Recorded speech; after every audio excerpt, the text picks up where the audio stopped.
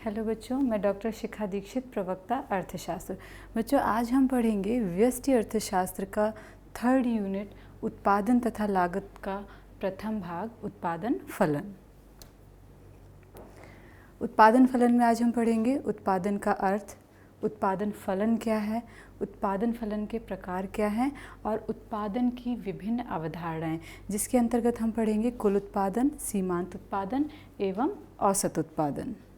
बच्चों, उत्पादन फलन को समझने से पहले हम उत्पादन समझेंगे। उत्पादन क्या है इसे हम पहले भी पढ़ चुके हैं अपने 1st यूनिट में, जब हमने अर्थशास्त्र की विषय सामग्री को पढ़ा था। अर्थशास्त्र की विषय सामग्री को 5 भागों में बांटा गया है: उपभोग, उत्पादन, विनिमय, वितरण एवं राजस्व। तो हम उत्पादन को पहले भी पढ़ चुके हैं। उत्पादन क्या है? किसी वस्तु में उपयोगिता का सृजन करना या निर्माण करना उत्पादन कहलाता है। क्योंकि वैज्ञानिक दृष्टिकोण से हम देखें तो उत्पादक किसी भी चीज़ में उपयोगिता ही डालता है, ना कि नई वस्तु का निर्माण करता है। जिसे हम एक उदाहरण से समझते हैं। बच्चों, आप लोग पढ़ने के लिए कुर्सी और टेबल का प्रयोग करते हैं, जो कि लकड़ी की बनी हुई होती है। तो लकड़ी हमें कहाँ से प्राप्त होती है? प्रकृति से।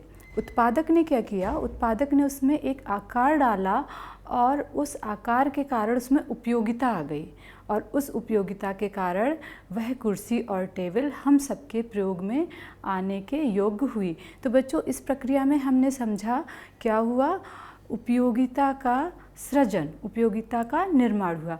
अब बच्चों, आपके आसपास जो भी वस्तुएं उपलब्ध हैं उनके बारे में आप विचार करें कि उनके लिए कच्चा माल कहाँ से प्राप्त हुआ और उत्पादक ने उसमें कैसे उपयोगिता डाली और उत्पादन हुआ।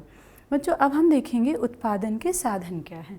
उत्पादन के प्रमुख रूप से 5 साधन हैं: भूमि, श्रम, पूंजी, साहस और संगठन। भूमि क्या है? भूमि प्रकृति द्वारा दिया गया निःशुल्क उपहार है, जो कि हमें प्रकृति ने दिया है। इसके बाद श्रम। श्रम एक मानवीय संसाधन है, जो कि उत्पादन का एक सक्रिय साधन माना जाता है। पूंजी उत्पादन का प्रमुख साधन है। पूंजी के माध्यम से ही हम उत्पादन के कारखाने या कंपनी स्थापित करते हैं, मशीन खरीदते हैं, कच्चा माल खरीदते हैं। तो पूंजी उत्पादन का प्रमुख साधन है, परंतु यह एक निष्क्रिय साधन है। इसके बाद हम देखते हैं साहस। साहस हम साहसी के लिए प्रयोग करते हैं। साहसी वह व्यक्ति होता है जो उत्पादन करने का जोखिम लेता है, क्योंकि उत्पादन करने में जोखिम होता है, लाभ भी हो सकता है एवं हानि भी हो सकती है। हानि वहन करना एक बहुत बड़ा जोखिम होता है। तो इस जोखिम लेने वाले व्यक्ति को हम साहसी कहते हैं और इसे हम साहस के अंतर्गत रखते हैं। इसके बाद बच्चों आता है संगठन। संगठन की पूरे उत्पादन प्रक्रिया में एक महत्वपूर्ण भूमिका है। संगठन ही उत्पादन संबंधी विभिन्न निर्णय लेता है। कितना उत्पादन करना है, उसकी मार्केटिंग कैसे होगी, कच्चा माल कैसे आएगा, आदि संबंधी निर्णय लेता है। वित्तीय निर्णय भी लेता है। आपने बच्चों जैसे सुना होगा, आपके घर परिवार में काफ़ी लोग होंगे, किसी कंपनी में कोई HR मैनेजर है, कोई फाइनेंस मैनेजर है, कोई सुपरवाइज़र है। तो ये सब क्या है? संगठन प्रक्रिया का हिस्सा है, जो संगठन संबंधी विभिन्न निर्णय लेते हैं। अब बच्चों, हम समझेंगे उत्पादन फलन। उत्पादन फलन को प्रोडक्शन फंक्शन कहते हैं। उत्पादन फलन उत्पादन के विभिन्न साधन और उत्पादन के बीच के तकनीकी संबंध को स्पष्ट करता है। उत्पादन के विभिन्न साधन को हम आदान कहते हैं, और जो हमें तैयार माल प्राप्त होता है हम उसे उत्पादन बोलते हैं, इंग्लिश में आउटपुट। तो हम कह सकते हैं जो उत्पादन फलन है वो आदान और उत्पादन के तकनीकी संबंध को हमें बता रहा है कि एक निश्चित समय में जब हम उत्पादन के विभिन्न साधनों को लगाएंगे तो हमें कितना उत्पादन प्राप्त होगा, इसके बीच जो तकनीकी संबंध है यह उत्पादन फलन कहलाएगा। उत्पादन के विभिन्न कारक क्या हैं? कारक जिन्हें हम साधन भी कहते हैं, मैंने पहले ही बताया। उत्पादन के विभिन्न साधन हैं, जैसे भूमि हुआ, श्रम हुआ, पूंजी है, आदि उत्पादन के विभिन्न साधन हैं। तो हमने उत्पादन में क्या लगाए? उत्पादन के विभिन्न साधन लगाए। परिणाम स्वरूप हमें क्या प्राप्त हुआ?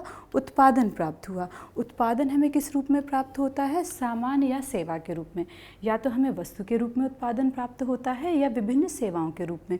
सेवा के अंतर्गत क्या क्या आता है? जैसे आप दूरसंचार सेवा का प्रयोग करते हैं, परिवहन सेवा का प्रयोग करते हैं, तो ये सेवाएं भी उत्पादन के अंतर्गत ही आती हैं।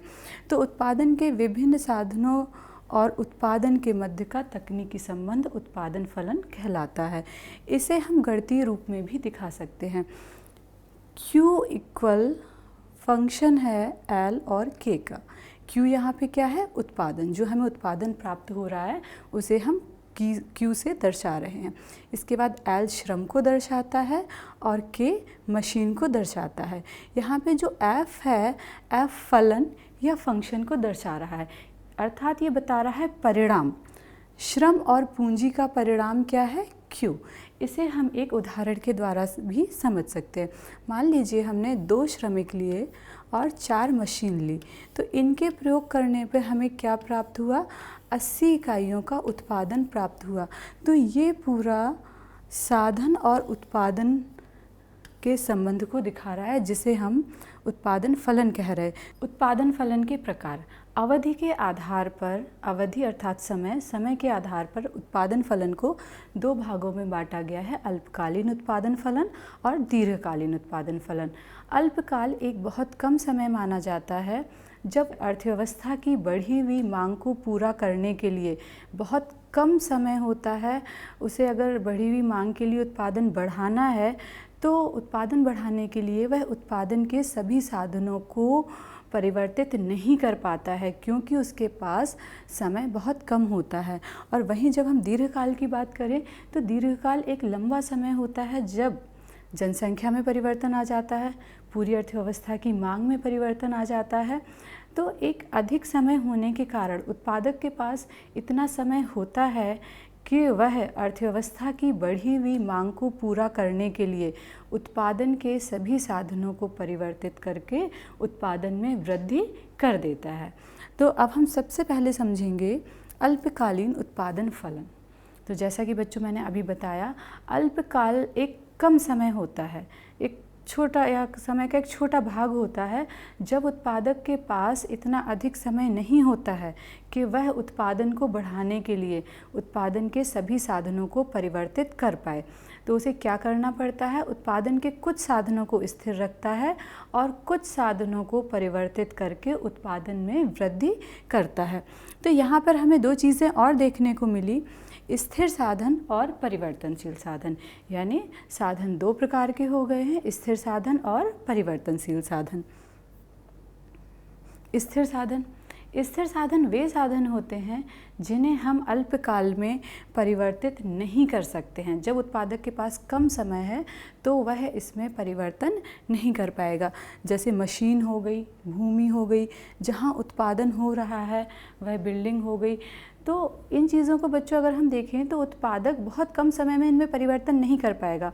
अगर उत्पादक को उत्पादन बढ़ाना है, उसे भूमि की मात्रा या अपना क्षेत्र में विस्तार करना है, बिल्डिंग में बढ़ाना है, तो क्या वह कम समय में परिवर्तन कर पाएगा? नहीं कर पाएगा। तो ऐसे समय में उत्पादन बढ़ाने के लिए उसे परिवर्ती साधनों का प्रयोग करना पड़ेगा। परिवर्ती साधन वे होते हैं जिन्हें अल्पकाल में भी परिवर्तित किया जा सकता है। जैसे श्रम को अल्पकाल में भी बढ़ाया जा सकता है, तो उत्पादक उत्पादन बढ़ाने के लिए क्या करेगा? श्रम की मात्रा में वृद्धि करेगा। कच्चा माल में भी वृद्धि कर सकता है, उत्पादन बढ़ाने के लिए उत्पादक कच्चे माल में भी वृद्धि करेगा। तो बच्चों समझ में आया अल्पकालीन उत्पादन फलन क्या है? जब उत्पादक के पास इतना कम समय होता है कि वह उत्पादन के सभी साधनों को परिवर्तित नहीं कर पाता है, कुछ साधनों को वह स्थिर रखता है और कुछ साधनों में परिवर्तन करके उत्पादन में वृद्धि करता है। बच्चों अब हम देखते हैं दीर्घकालीन उत्पादन फलन। दीर्घकाल, जैसा कि मैंने बताया, उत्पादक के पास बहुत अधिक समय होता है, वह उत्पादन में वृद्धि करने के लिए उत्पादन के सभी साधनों में परिवर्तन कर सकता है। बच्चों अब हम पढ़ेंगे उत्पादन की विभिन्न अवधारणाएं।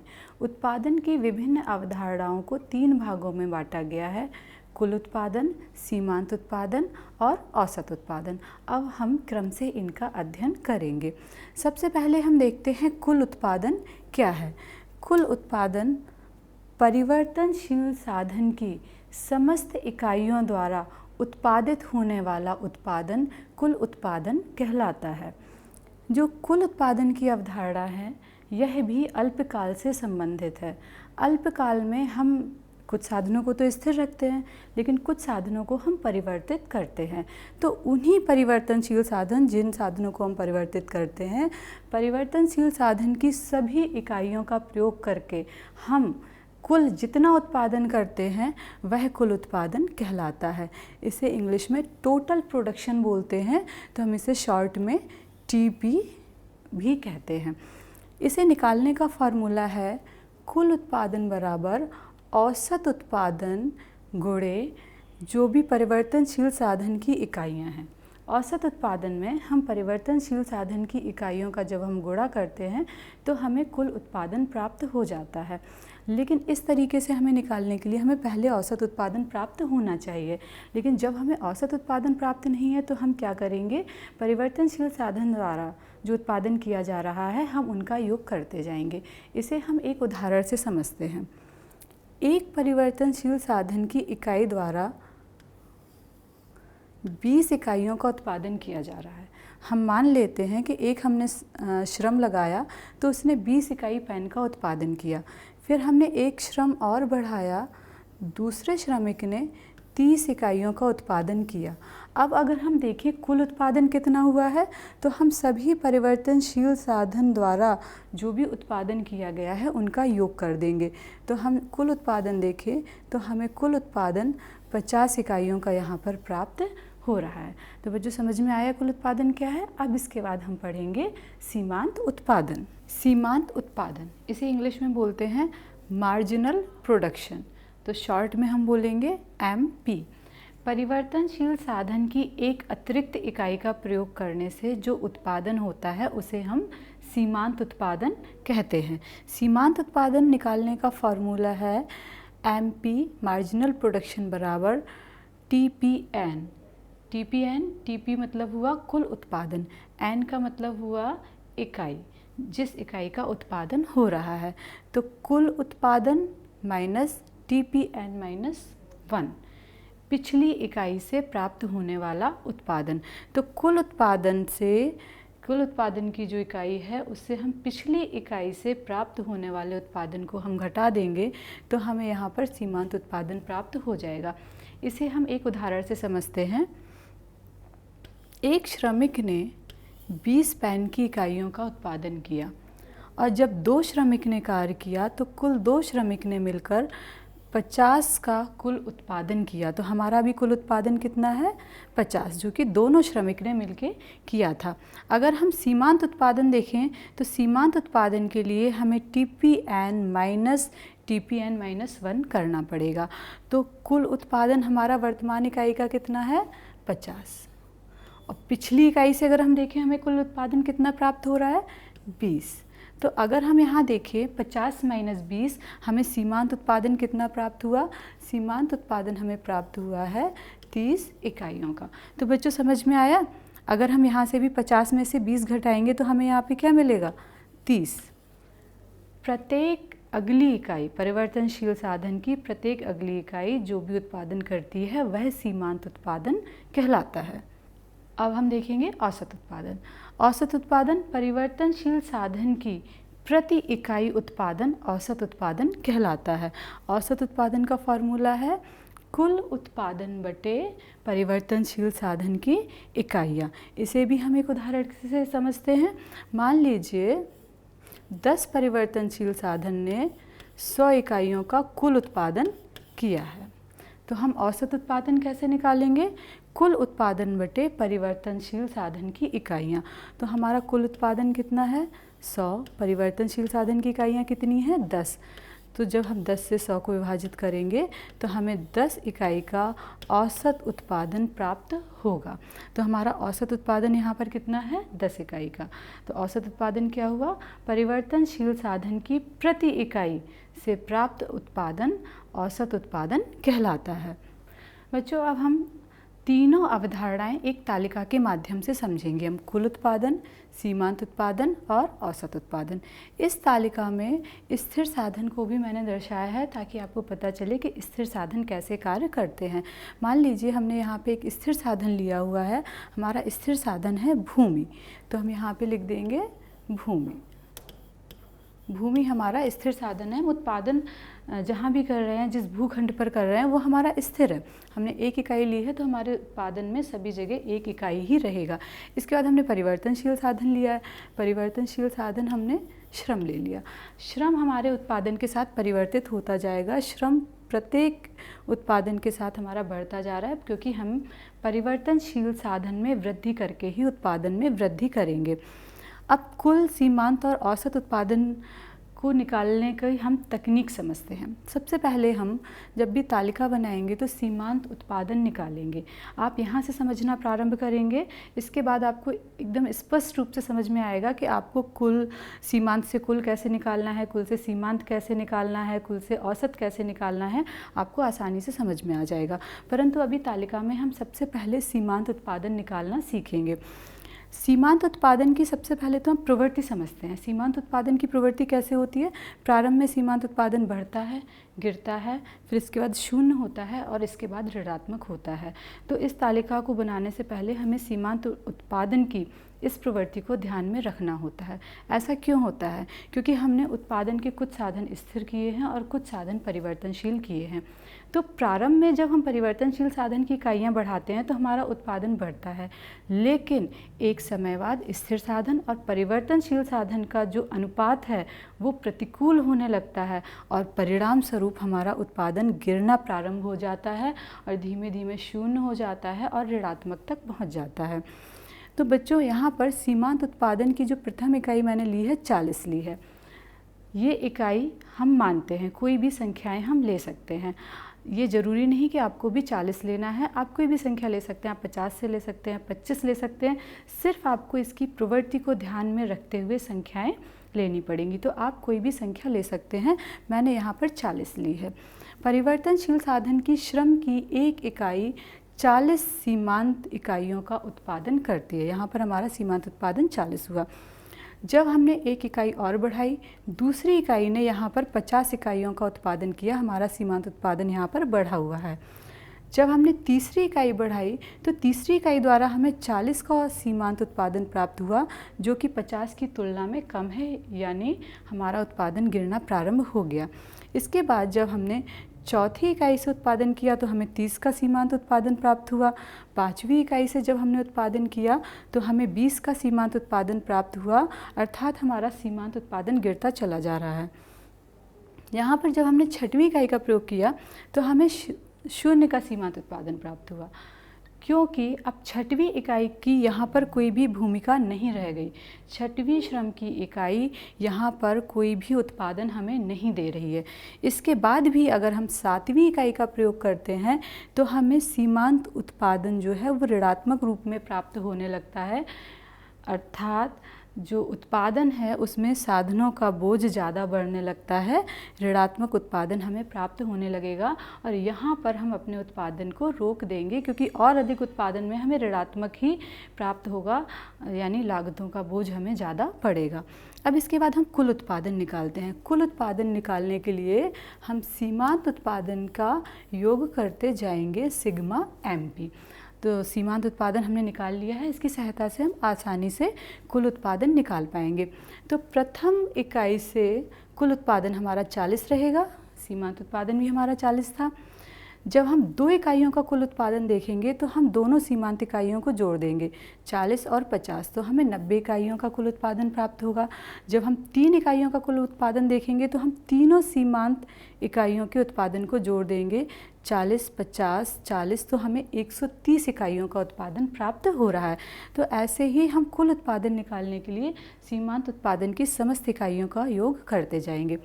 चौथी इकाई यानी जो चारों कुल इकाइयों से उत्पादन प्राप्त हो रहा है वो हमें 160 का उत्पादन प्राप्त हो रहा है। 5 इकाइयों का जो उत्पादन प्राप्त हो रहा है हम 20 और जोड़ देंगे, 180 इकाई का उत्पादन प्राप्त हो रहा है। 6 इकाइयों से हमें जो कुल उत्पादन प्राप्त हो रहा है वह भी हमें 180 प्राप्त हो रहा है। ऐसा क्यों हुआ? क्योंकि यहाँ पर हमारा जो सीमांत उत्पादन था 0 हो गया था, इस कारण हमारा कुल उत्पादन यहाँ पर स्थिर हो गया है।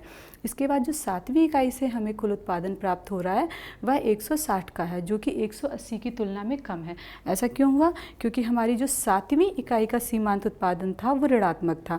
तो 180 में जब आप माइनस के 20 जोड़ोगे तो गणितीय रूप से ये जोड़ेंगे नहीं, ये घटेंगे।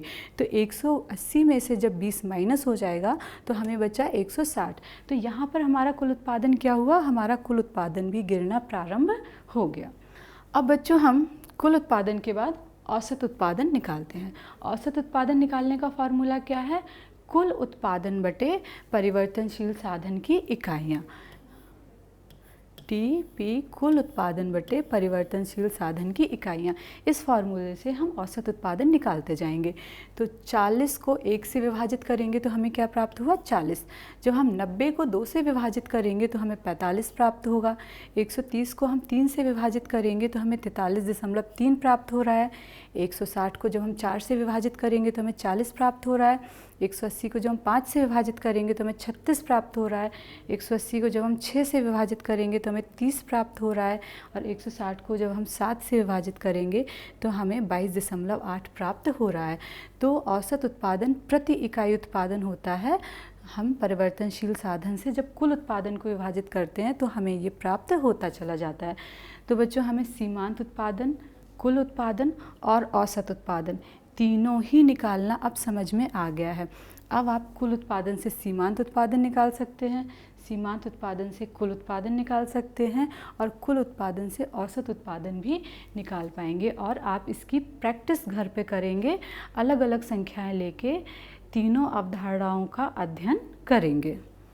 बच्चों अभी हमने कुल उत्पादन, सीमांत उत्पादन और औसत उत्पादन की तालिका समझी थी। अब हम इनका चित्र समझेंगे। चित्र के माध्यम से हमें इनका आकार भी यहाँ पर समझ में आ जाएगा। यहाँ पर बच्चों हमने एक चित्र बनाया हुआ है जो कि सीमांत उत्पादन, औसत उत्पादन और कुल उत्पादन को प्रदर्शित कर रहा है।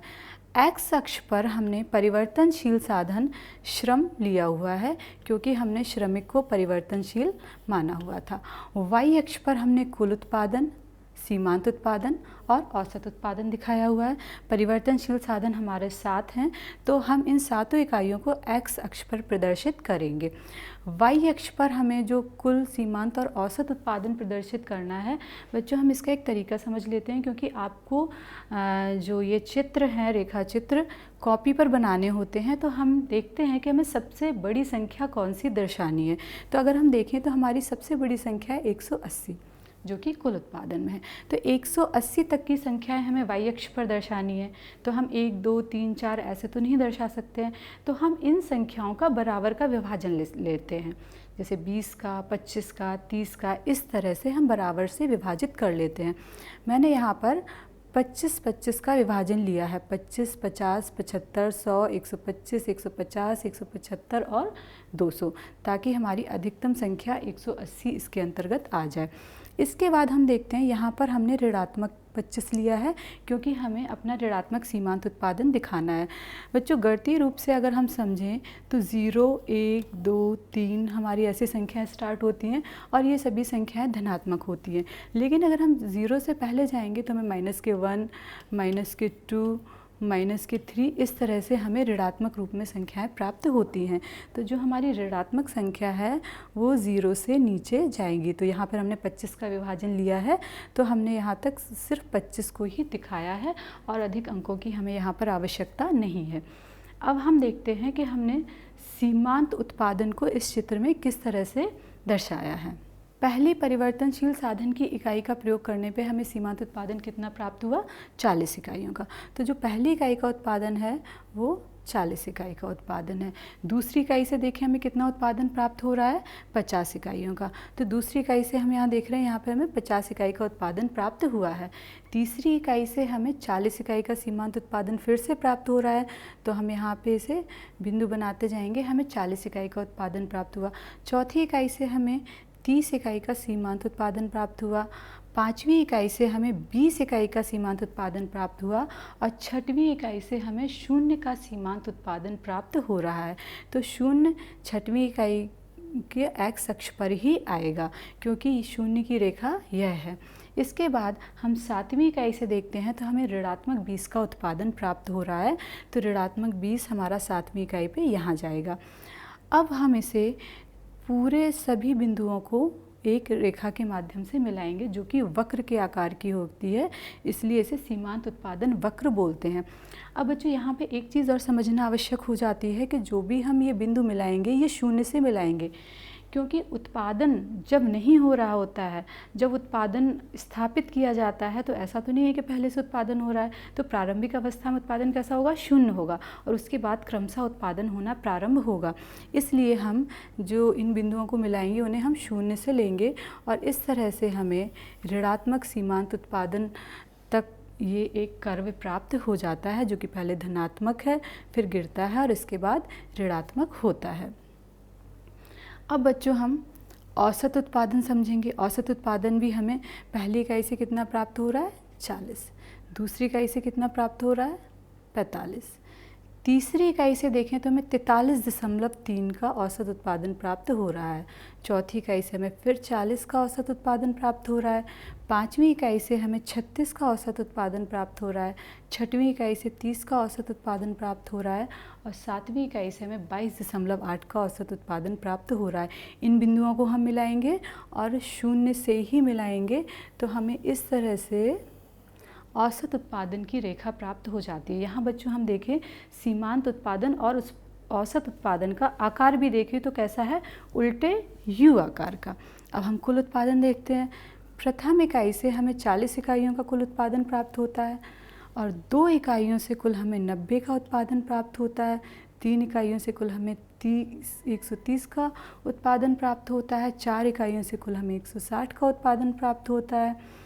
5 इकाइयों से हमें कुल 180 का उत्पादन प्राप्त होता है और 6 इकाइयों से भी हमें कुल 180 का उत्पादन प्राप्त होता है। वहीं हमें 7 इकाइयों से 160 का उत्पादन प्राप्त होता है। तो जब हम इन सारे बिंदुओं को मिलाएंगे तो हमें इस तरह की एक रेखा प्राप्त होती है जो कि प्रारंभ में बढ़ती है और उसके बाद गिरना प्रारंभ कर देती है। तो यहाँ पर हम सीमांत उत्पादन, औसत उत्पादन और कुल उत्पादन का आकार देखें तो कैसा है? उल्टे यू के आकार का। तो बच्चों यहाँ पे हमें समझ में आया कि सीमांत, औसत उत्पादन और कुल उत्पादन तालिका के माध्यम से कैसे दिखाते हैं और तालिका के बाद हम इसे चित्र के माध्यम से भी कैसे दर्शाएंगे। मैंने आपको प्रत्येक बिंदु को दिखाकर और फिर इन बिंदुओं को मिलाकर समझाया है। आप इस तरह की प्रैक्टिस आप घर पर भी करेंगे ताकि आप इस रेखा चित्र को आसानी से बनाना समझ जाएं। बच्चों अब हम अंत में महत्वपूर्ण प्रश्नों पर चर्चा कर लेते हैं। इन्हें आप गृह कार्य के रूप में करेंगे। सबसे पहले तो उत्पादन का अर्थ समझाइए। उत्पादन क्या है? इसके लिए आप विभिन्न उदाहरण भी अपने आसपास के देखेंगे, उन्हें समझेंगे और उनके बारे में लिखेंगे। आप इसे प्रोजेक्ट कार्य के रूप में भी कर सकते हैं। उत्पादन फलन क्या है? इसके बाद अगला क्वेश्चन है उत्पादन फलन के प्रकार समझाइए, जो कि आपने समझे अल्पकालीन उत्पादन फलन और दीर्घकालीन उत्पादन फलन के रूप में। अंत में कुल उत्पादन, सीमांत उत्पादन एवं औसत उत्पादन समझाइए। इसकी बच्चों आप तालिका और चित्र के माध्यम से प्रैक्टिस करेंगे। फिर आप इसकी परिभाषा लिखेंगे, इसकी तालिका बनाएंगे और चित्र बनाएंगे। इस तरह से आप इस प्रश्न को तैयार करेंगे। बच्चों अब हम फिर मिलेंगे अगले टॉपिक के साथ।